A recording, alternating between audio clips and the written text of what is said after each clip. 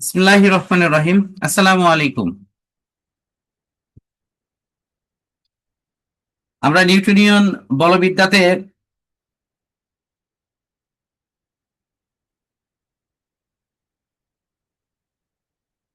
গুরুত্বপূর্ণ থিম হিসেবে কেন্দ্রমুখী বল এর সাপেক্ষে একটা গাড়ি কিভাবে বাঁক নেয় এটার উপর প্রশ্ন অলরেডি আসছে। তারপরেও আমি এই প্রশ্নটা তোমাদের পড়তে বলবো, কারণ এটা তুলনামূলকভাবে সহজ প্রশ্ন এবং আমি ক্লাসে এটা পড়াইছি তোমাদের,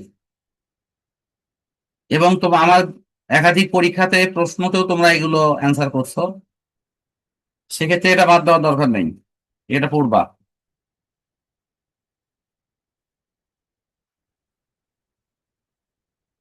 এই প্রশ্নের কথা বলছি। এর বাইরে যে প্রশ্নগুলো বিভিন্ন সালে আসছে এগুলো দেখো এবং যতটুকু পারো আয়ত্ত করো। সংঘর্ষের অঙ্ক দেখবা, সংঘর্ষের ক্ষেত্রে গতিশক্তি বা ভরবেগের সংরক্ষণশীলতার বিষয়গুলো দেখবা। আর এখানে সাল উল্লেখ করে প্রয়োজনীয় প্রশ্ন দেওয়া আছে। এই সাল সহ কোশ্চেন দেখলে নিজেরাও বুঝতে পারবে আসলে আমাদের কি পড়া উচিত আর কোনটা পড়া উচিত নয়।